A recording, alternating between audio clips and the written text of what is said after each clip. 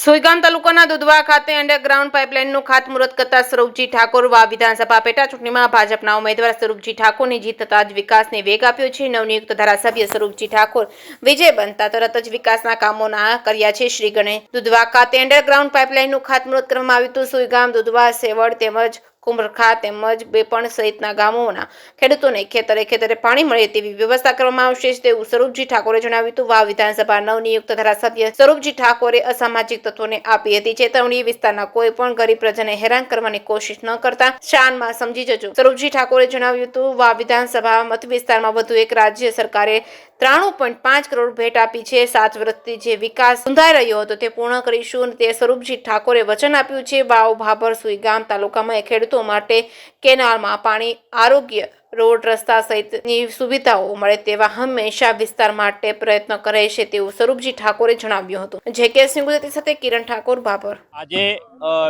બેણા district દુધવા minor વનના toll ઉપર પાણી પાઇપલાઇનના ઉદ્ઘાટનમાં આજે અહીં પ્રથમ ઉદ્ઘાટન કર્યું છે।